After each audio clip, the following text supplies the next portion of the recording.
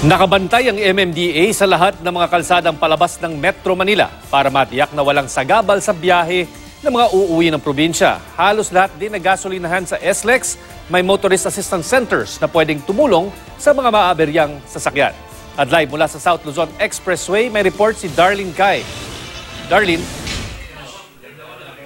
Chino, narito tayo ngayon sa command center ng South Luzon Expressway kung saan nakikita natin na bagamat meron ng volume ng mga sasakyan ay banayad pa naman ang galaw ng trapiko sa parehong north and southbound lanes ng SLEX.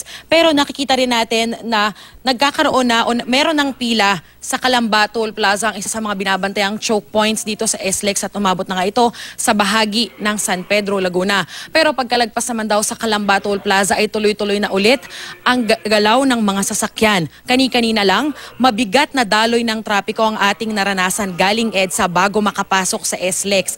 At halos bumper-to-bumper ang traffic situation papuntang Sukat at Alabang, pero lumuwag na rin naman ito pagdating sa SLEX. Taon-taon, matinding traffic ang sinusuong ng mga bumibiyahe pa probinsya tuwing Semana Santa. At kadalasan dito sa EDSA nagsisimula ang kalbaryo ng marami kapag sabay-sabay nagsilabasan ang mga sasakyan. Babantayan din mamaya ng MMDA ang C5, Commonwealth at Mindanao Avenue para matiyak na walang sagabal sa mga sasakyang palabas ng Metro Manila. Right now, we're manning all the terminals, both in Pasay and Cubao, para sa ganoon masaayos natin yung trapiko dito at hindi tayo mag-clog. Payo ng MMDA sa mga motorista, tiyaking maayos ang kondisyon ng mga sasakyan. Huwag uminom ng alak sa bisperas ng biyahe at magbaon ng maraming pasensya.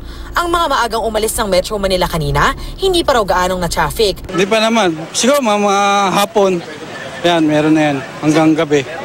At sa mga hindi gaanong kabisado ang mga daanan sa probinsya, buti na lang may mga app na pwedeng gamitin.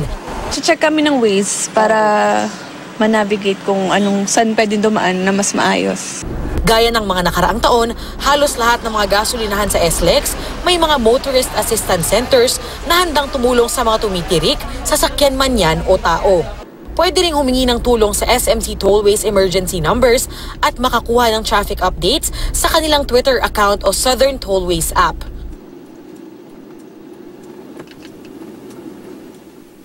Chino, nauna ng inanunsyo ng SMC Tollways na siyang namamahala sa SLEX na inaasahan nila yung pagsisimula ng pagbigat ng daloy ng trapiko dito sa SLEX kanina sanang hapon. Pero marahil daw in-anticipate na ito ng maraming mga motorista, kaya naman marami sa kanila ay umalis ng mas maaga papunta sa iba't ibang probinsya sa Southern Luzon. Chino.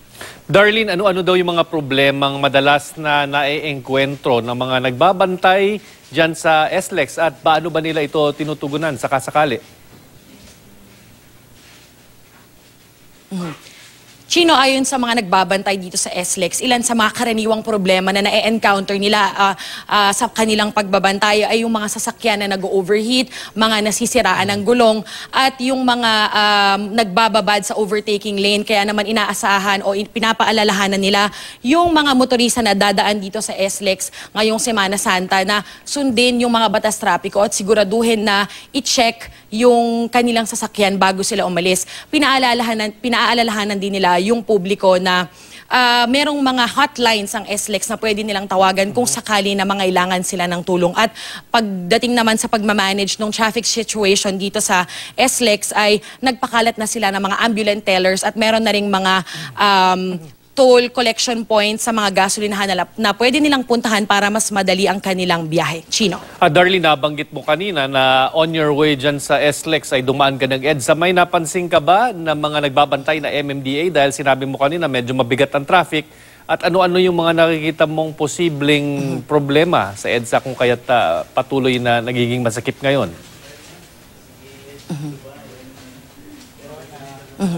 Chino, bukod sa rush hour talaga kanina ay meron naman tayo na nakita na mga MMDA personnel or traffic personnel na nagbabantay sa EDSA. Kanina nga lang daw at hanggang sa mga oras na ito, meron pang ilang mga traffic personnel ng MMDA na nagsasagawa ng clearing operations para matanggal yung mga nakahambalang sa kalsada ng mga nakapark na mga sasakyan at mga vendors. Chino.